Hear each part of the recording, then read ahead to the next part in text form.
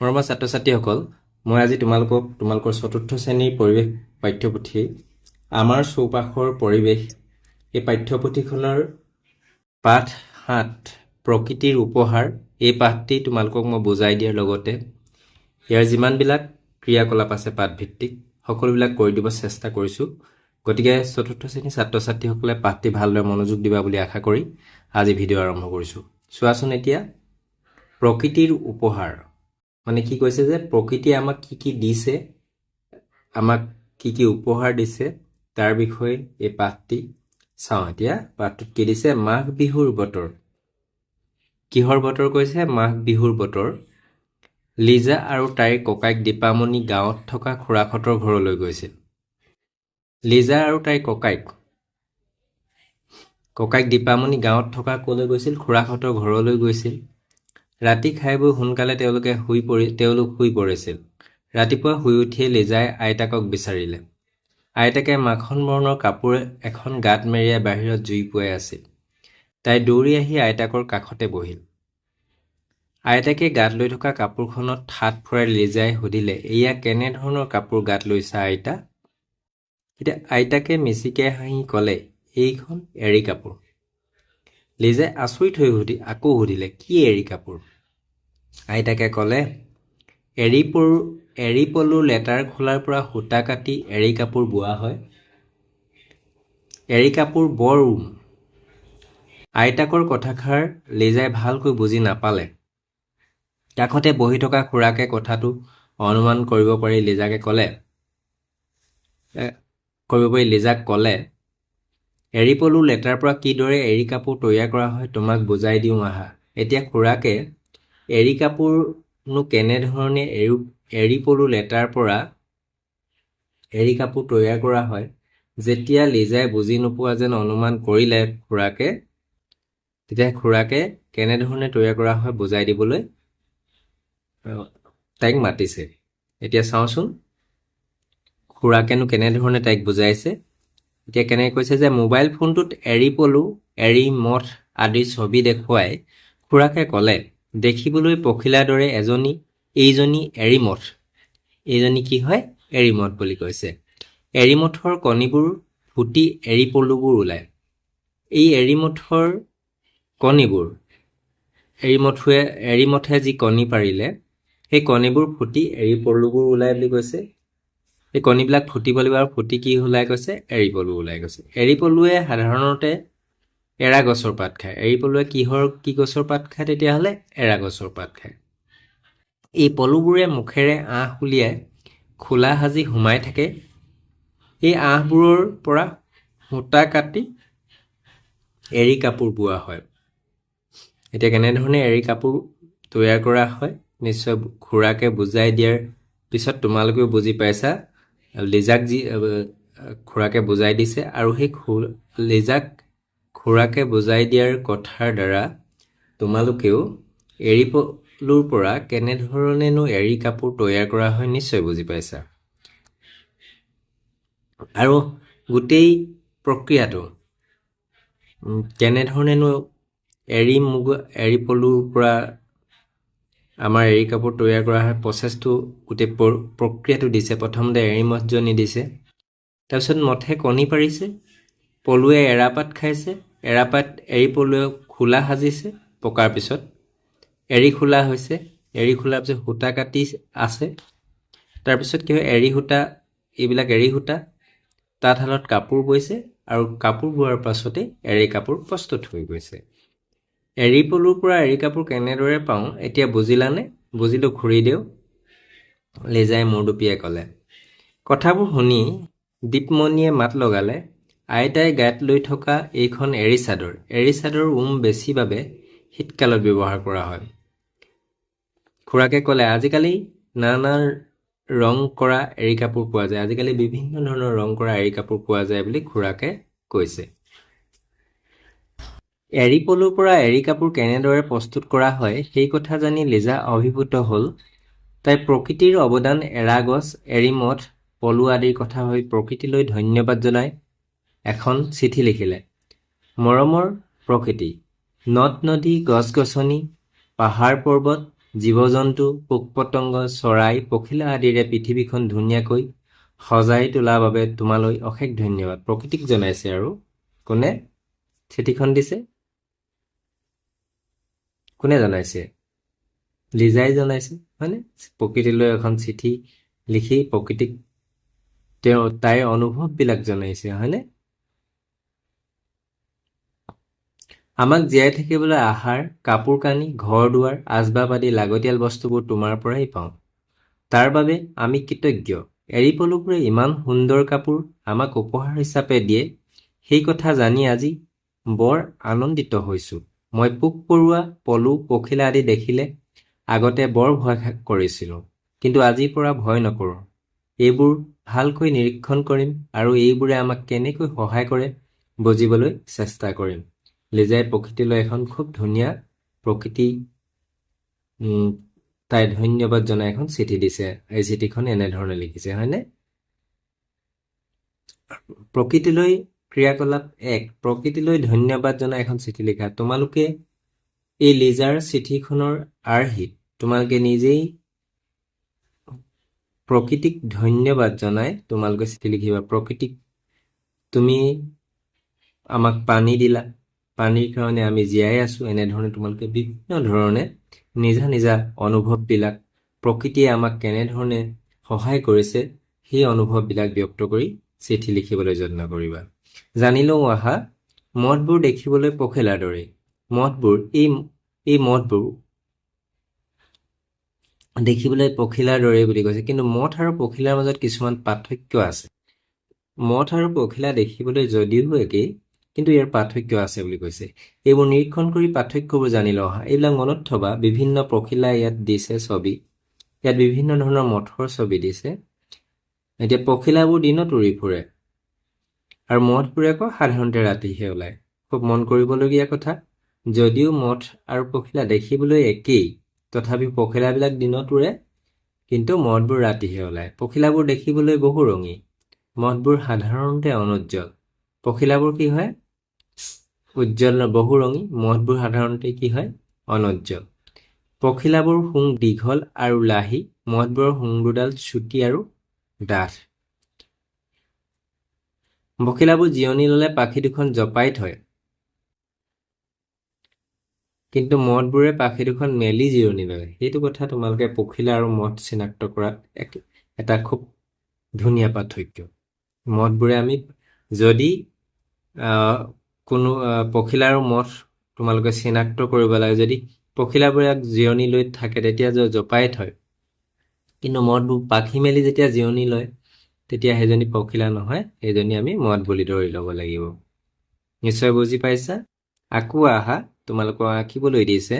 তোমালোকে চৌফাকে দেখা বিভিন্ন ধৰণৰ পখিলা আৰু মঠৰ ছবি আঁকি ৰং বলোৱা। তোমালোকে ছবি আঁকিবলৈ যত্ন কৰিবা। বিভিন্ন ধৰণৰ পখিলা দেখিছা, তোমালোকে প্ৰকৃতিত বিভিন্ন ধৰণৰ পখিলা আৰু মঠ দেখিবলৈ পাবা, আৰু সেইবিলাকৰ ছবি আঁকি ৰং বোলাবলৈ যত্ন কৰিবা।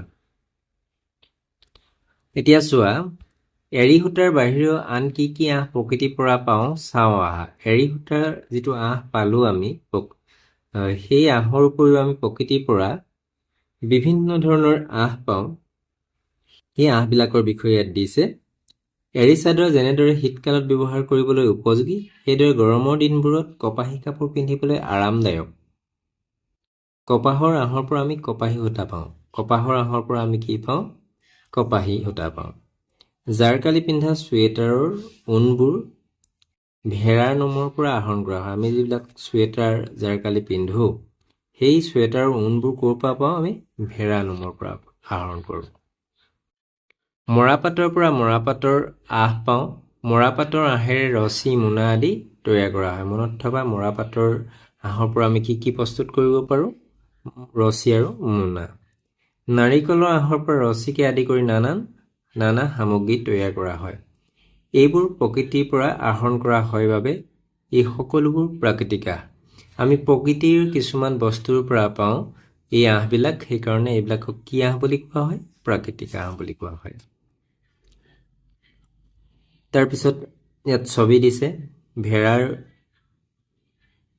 নোমৰ পৰা ঊণ পাইছে, ঊণৰ পৰা আমি চুৱেটাৰ পাইছোঁ, মৰাপাটৰ কাণ্ডৰ পৰা ৰছী পাইছোঁ, মোনা পাইছোঁ,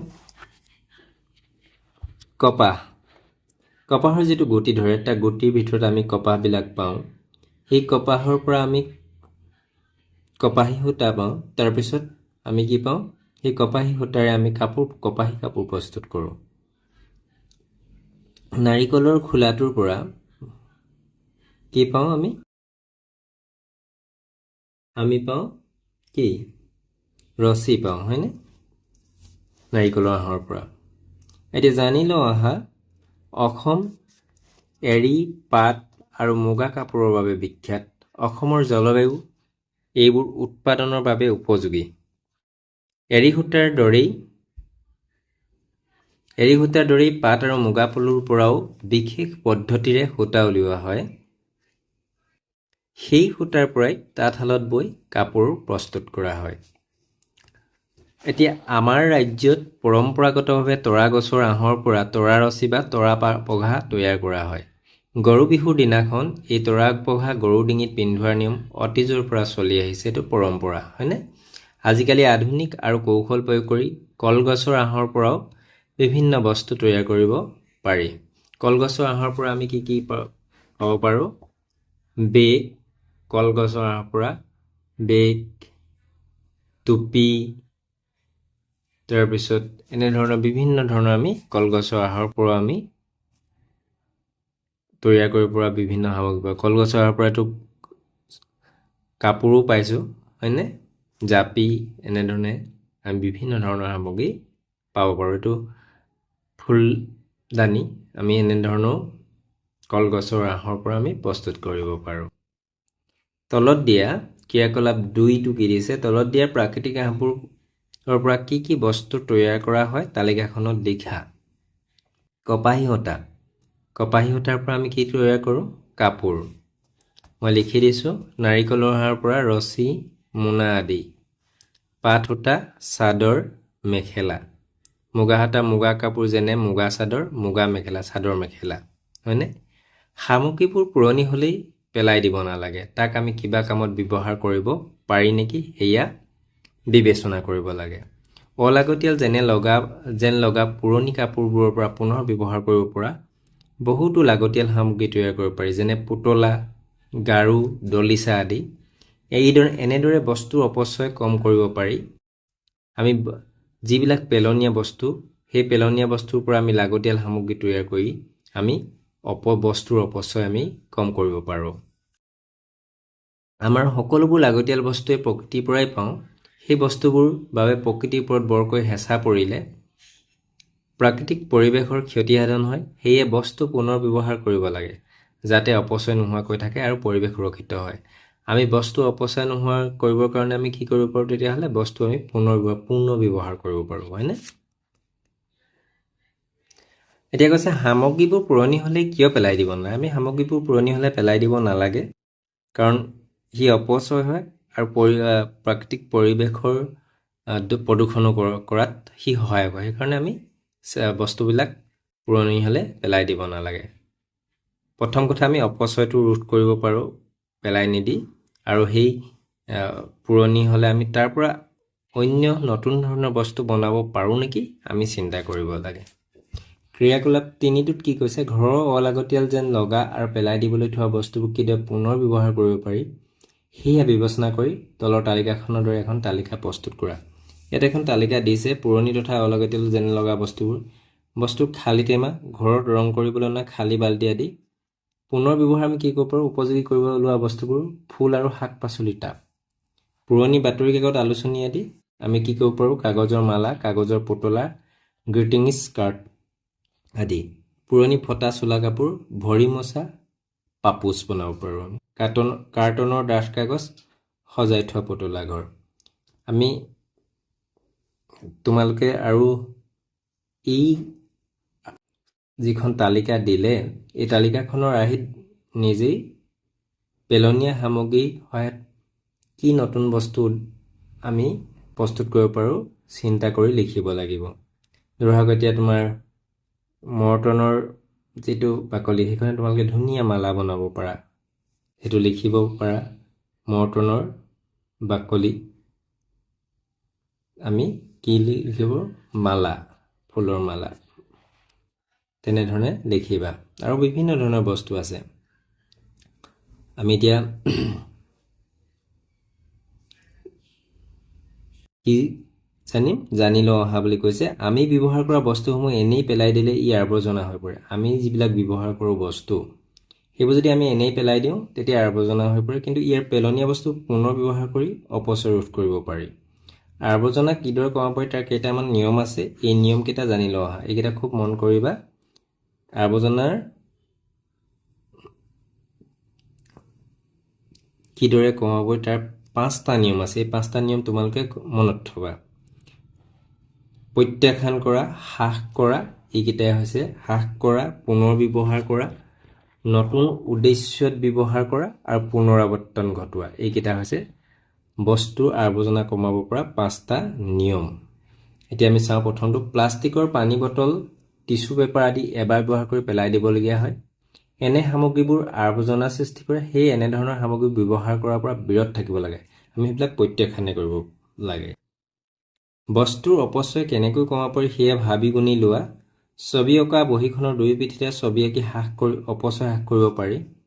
পলিথিন বেগ, প্লাষ্টিক পেকেটৰ ব্যৱহাৰ কমকৈ কৰিব লাগে। সেইটো হ্ৰাস কৰা বুলি কোৱা হয়। আৱৰ্জনা বুলি পেলাই নিদি বস্তু পুনৰ ব্যৱহাৰ কৰিব পাৰি। উদাহৰণস্বৰূপে খাদ্য সামগ্ৰী, খালী টেমাবোৰ বিভিন্ন বস্তু ৰাখিবলৈ ব্যৱহাৰ কৰিব পাৰি। সেইটো এটা পুনৰ ব্যৱহাৰ কৰা হ'ল। তাৰপিছত কোনো এটা বস্তু ব্যৱহাৰ কৰাৰ পিছত নতুনকৈ সজাই পৰাই আন উদ্দেশ্যত ব্যৱহাৰ কৰিও অপচয় ৰোধ কৰিব পাৰি। পুৰণি আলোচনী, বাতৰি কাকত আদিৰে সজাই থব পৰা বস্তু তৈয়াৰ কৰিব পাৰি। সেইটোক কি কোৱা হৈছে? নতুন উদ্দেশ্যত ব্যৱহাৰ কৰা। ব্যৱহাৰ কৰা সামগ্ৰীসমূহৰ পৰা একেবাৰে এটা নতুন ধৰণৰ সামগ্ৰী প্ৰস্তুত কৰি ল'ব পাৰি। উদাহৰণস্বৰূপে শাক পাচলি বাকলিবোৰ য'তে ত'তে পেলাই নিদি পচন সাৰ প্ৰস্তুত কৰিব পাৰি। সেইটোক কোৱা হয় পুনৰাৱৰ্তন। এতিয়া ক্ৰিয়াকলাপ 4টো তোমালোকক কি দিছে? ঘৰতে পোৱা পুৰণি বস্তুৰ পৰা জন্মদিনত উপহাৰ হিচাপে দিব পৰাকৈ এটি নতুন বস্তু তৈয়াৰ কৰা। তোমালোকে এই কামটো কৰিবলৈ যত্ন কৰিবা। প্ৰকল্প এটা দিছে, কোনবোৰ উদ্ভিদৰ পৰা আঁহ পাব পাৰি অনুসন্ধান কৰি তলৰ তালিকাখন পূৰ কৰা। এইটো তোমালোকে নিজেই কৰিব লাগে। তথাপিও মই তোমালোকক কৰি দিছোঁ। উদ্ভিদৰ নাম কপাহ। আঁহ প্ৰস্তুত কৰিবলৈ কৰা উদ্ভিদৰ অংশ, ব্যৱহাৰ কৰিব পৰা কাম, এইকেইটা আমি শিতানত লিখিলোঁ। উদ্ভিদৰ নাম কপাহ লিখিছোঁ। আঁহ প্ৰস্তুত কৰিবলৈ পৰা উদ্ভিদৰ অংশ কপাহৰ আঁহ। ইয়াৰ পৰা ব্যৱহাৰ কৰিব পৰা কাম, কাপোৰ তৈয়াৰ কৰা। মৰাপাটৰ আমি গোটেই কাণ্ডটো ব্যৱহাৰ কৰোঁ। ৰছী, বস্তা আৰু বেগ। নাৰিকলৰ ফলৰ খোলাটো আমি ব্যৱহাৰ কৰোঁ। আৰু ৰছী, মোনাও পৰা যায়, মোনাও লিখিব পৰা। তৰা গছৰ আঁহ, ৰছী প্ৰস্তুত কৰোঁ আমি। এতিয়া যে আমি অপচয় ৰোধ কৰিবলৈ, আৱৰ্জনা পুনৰ ব্যৱহাৰ কৰিবলৈ নিয়মবোৰ, সেইটোক আমি 5Rs বুলি হিচাপে জনা যায়। প্ৰত্যাখ্যান কৰা, ৰিফিউজ, হ্ৰাস কৰাটো ইংৰাজীত ৰিডিউচ বুলি কয়। পুনৰ ব্যৱহাৰটো ৰিইউজ বুলি কোৱা হয়। নতুন উদ্দেশ্যত ব্যৱহাৰ কৰাটো ৰিপাৰ্পছ আৰু পুনৰাৱৰ্তনটো ৰিচাইকেল বুলি কোৱা হয়। এইকেইটা তোমালোকে নিশ্চয়, ইয়াত মই তোমালোকক বুজাই দিলোৱে কেনেধৰণে এই 5Rs যিটো পাইছোঁ তোমালোকে কিন্তু মনত থবা।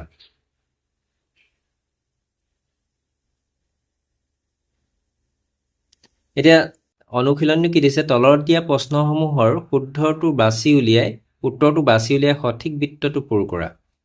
এতিয়া আমি সঠিক বৃত্তটো পূৰ কৰিব লাগে। কটো কি দিছে? তলৰ কোনটো এৰীমঠৰ বৈশিষ্ট্য? এৰীমঠৰ কোনটো বৈশিষ্ট্য? 1টো দিছে দেখিবলৈ ৰঙীন আৰু আকৰ্ষণীয়। এইটো নহয়। 2টো দিছে পাখি দুখন মেলি জিৰণি লয়। 3 শুং দুডাল দীঘল আৰু লাহি। সেইটো পখিলাৰ ক্ষেত্ৰতহে খাটে। 4টো সাধাৰণতে দিনত ওলায়। সেইটোও নহয়, ৰাতি ওলায়। এতিয়া 2 নম্বৰটো শুদ্ধ। সেইকাৰণে আমি 2 নম্বৰটো কি কৰিব লাগিব? আমি 2 নম্বৰটো এনেকৈ আমি গোল কৰিম, পূৰ কৰিম।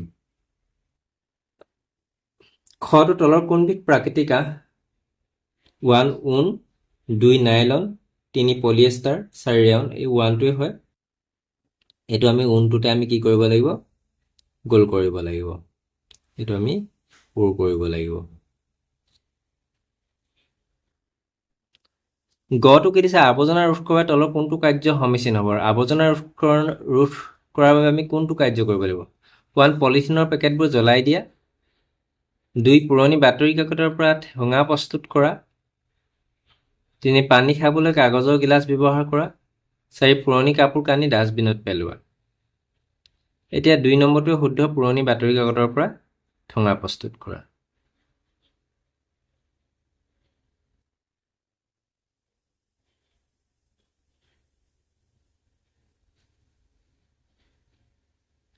দুই উত্তৰ লিখা ক মৰাপাটৰ আঁহৰ পৰা তৈয়াৰী দুবিধ সামগ্ৰীৰ নাম লিখা মৰাপাটৰ আঁহৰ পৰা আমি কি তৈয়াৰ কৰিব পাৰোঁ মৰাপাটৰ আঁহৰ পৰা তৈয়াৰ কৰা দুবিধ সামগ্ৰী উত্তৰ মই লিখি ৰাখিছোঁ মৰাপাটৰ আঁহৰ পৰা তৈয়াৰী দুবিধ বস্তুৰ নাম ৰছী মোনা ইত্যাদি ৰছী মোনা লিখিলেই হৈ যাব তাৰপিছত খটো কি দিছে 2 খটো বস্তুৰ অপচয় কিয় কম কৰিব লাগে উত্তৰটো কি লিখিব লাগিব বস্তুৰ অপচয় কম কৰিব লাগে যাতে সম্পদৰ অপচয় হ্ৰাস হৈ সম্পদ সংৰক্ষণ হয় পৰিৱেশ সুৰক্ষিত থাকে আৰু ভৱিষ্যত প্ৰজন্মৰ বাবে সম্পদ ৰক্ষা কৰিব পাৰি এইবোৰ কাৰণে আমি বস্তুৰ অপচয় কম কৰিব লাগে গটো কি দিছে আৱৰ্জনা কিদৰে সৃষ্টি হয় উত্তৰটো কি হ'ব আমি ব্যৱহাৰ কৰা বস্তুসমূহ এনেই পেলাই দিলে আৱৰ্জনা সৃষ্টি হয় আৱৰ্জনা হৈ পৰা ঠাইত আমি তোমালোকে সৃষ্টি হয় লিখিবা আৱৰ্জনাৰ সৃষ্টি হয় এনেই পেলাই দিলে আৱৰ্জনা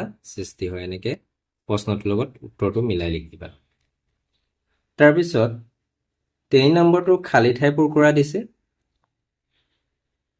ক ঊণৰ সূতা খালী ঠাই দিছে নোমৰ পৰা আহৰণ কৰা এইটো ভেড়াৰ নোমৰ পৰা মই লিখি দিছোঁ খ আৱৰ্জনাবোৰ পুনৰ ব্যৱহাৰ কৰি খালী ঠাইত আমি অপচয় ৰোধ কৰিব পাৰি বুলি লিখিব পাৰোঁ গ্ৰীষ্মকালত কপাহী কাপোৰ পিন্ধিবলৈ আৰামদায়ক 4 অপচয় ৰোধ কৰিবলৈ আৱৰ্জনাৰ পুনৰ ব্যৱহাৰ নিয়মবোৰ লিখা অপচয় ৰোধ কৰিবলৈ আৱৰ্জনাৰ পুনৰ ব্যৱহাৰ নিয়মবোৰ হৈছে উত্তৰটো কি অপচয় ৰোধ কৰিবলৈ আৱৰ্জনাৰ পুনৰ ব্যৱহাৰ নিয়মবোৰ হৈছে ক পুনৰ ব্যৱহাৰ কৰা খ আৱৰ্জনাবোৰ পুনৰাৱৰ্তন ঘটোৱা গ আৱৰ্জনাবোৰ নতুন উদ্দেশ্যত ব্যৱহাৰ কৰা ঘ প্ৰত্যাখ্যান কৰা ঙ হ্ৰাস কৰা এইকেইটাই হৈছে অপচয় ৰোধ কৰিবলৈ ব্যৱহাৰ কৰা নিয়ম আজি পাঠ ইমানেই পুনৰ অন্য এটা পাঠৰ সৈতে লগ হ'ম ধন্যবাদ